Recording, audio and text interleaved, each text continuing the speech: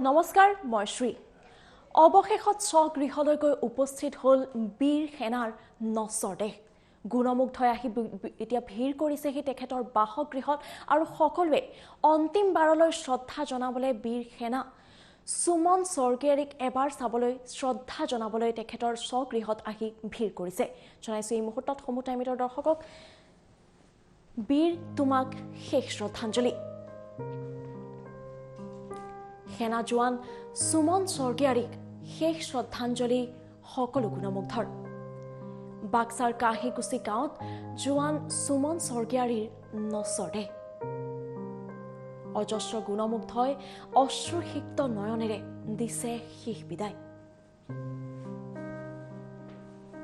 স্বগৃহত সামৰিক মৰ্যাদাৰে বীৰ জোৱানক শেষ বিদায় দিছে প্ৰতিজন গুণমুগ্ধই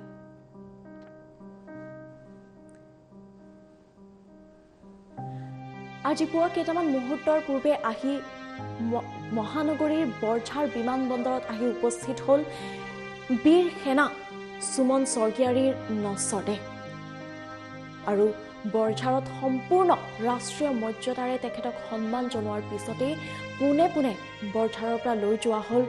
বীৰ সেনা সুমন স্বৰ্গীয়াৰীৰ নশ্বৰ দেহ তেখেতৰ বাসগৃহলৈ বাক্সাৰ কাহিকুচি গাঁৱত সুমন স্বৰ্গীয়াৰীৰ নশ্বৰ দেহক এবাৰ সেৱা জনাবলৈ এবাৰ সন্মান জনাবলৈ বিভিন্নজন গুণমুগ্ধই আহি ভিৰ কৰিছেহি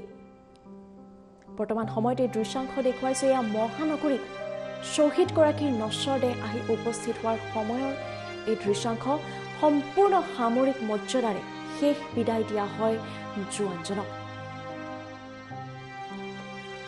শ্বহীদলৈ শেষ শ্ৰদ্ধাঞ্জলি অৰ্পণ কৰে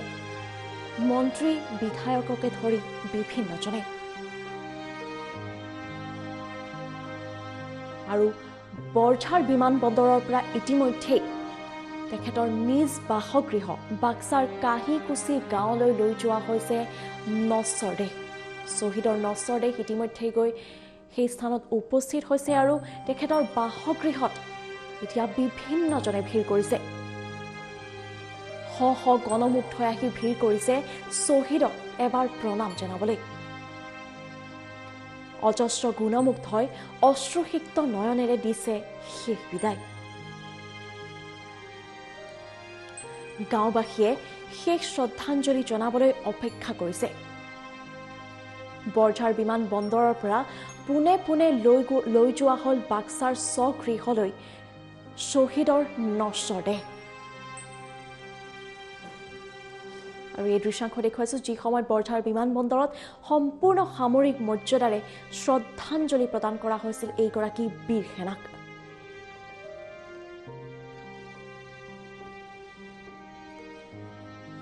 শ্ৰদ্ধাঞ্জলি জনোৱা সময়ত বিভিন্নজনৰ সৈতে উপস্থিত থাকে মন্ত্ৰী কেশৱ মহন্ত আৰু তেখেতেও গৈ শ্ৰদ্ধাঞ্জলি জনায় এই শ্বহীদগৰাকীক যিগৰাকী আমাৰ দেশৰ বাবে আমাৰ দেশৰ প্ৰতিজন নাগৰিকৰ বাবে নিজৰ প্ৰাণ আহুতি দিলে আৰু ইতিমধ্যেই স্বগৃহত সামৰিক মৰ্যাদাৰে বীৰ জোৱানক শেষ বিদায় দিবলৈ সম্পূৰ্ণ যুঁজা আৰম্ভ হৈছে আৰু সেই স্থানত সকলোৱে এবাৰ বীৰ শ্বহীদ সুমন স্বৰ্গীয়াৰীক চাবলৈ তেখেতৰ নশ্বৰ দেহক এবাৰ প্ৰণাম জনাবলৈ সন্মান জনাবলৈ আহি ভিৰ কৰিছেহি অজস্ৰ গুণমুগ্ধ ইতিমধ্যে অশ্ৰুসিক্ত নয়নেৰে সেই স্থানত ভিৰ কৰিছে আৰু নিজৰ বাসগৃহত গৈ উপস্থিত হৈছেগৈ ইতিমধ্যে শ্বহীদ সুমন স্বৰ্গীয়াৰীৰ নশ্বৰ দেহ পত্নীৰ সৈতে এটি মাত্ৰ ২.৫ বছৰীয়া সন্তানকো এৰি থৈ ইহলীলালৈ গতি কৰিলে সুমন স্বৰ্গীয়াৰীয়ে আৰু ২.৫ বছৰীয়া কণমানিটিকো এতিয়া সাজু কৰা হৈছে অন্তিমবাৰলৈ নিজৰ পিতৃক এবাৰ চাবলৈ এবাৰ সন্মান জনাবলৈ কাৰণ ইতিমধ্যেই শ্বহীদৰ মৃতদেহ গৈ উপস্থিত হৈছে তেখেতৰ বাসগৃহত বাক্সাৰ কাহিকুচি গাঁৱত গৈ উপস্থিত হৈছে শ্বহীদৰ নশ্বৰ দেহ আৰু সেই নশ্বৰ দেহক এবাৰ সন্মান জনাবলৈ বিভিন্নজনে ভিৰ কৰাৰ লগতে এতিয়া এবাৰ পিতৃক অন্তিমবাৰলৈ চাবলৈ অপেক্ষাৰত মাত্ৰ ২.৫ বছৰীয়া সন্তান আমাৰ দেশৰ বাবে, দেশৰ প্ৰতিজন জনতাৰ বাবে প্ৰাণ আহুতি দিয়া এইজন বীৰ শ্বহীদক টাইম 8ৰ তৰফৰ পৰা শ্ৰদ্ধাঞ্জলি জনাইছোঁ।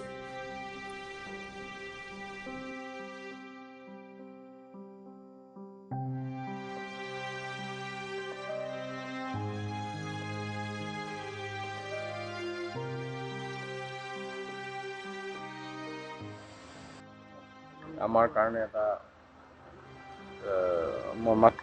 মৰ্মান্তিক শোকৰ কথা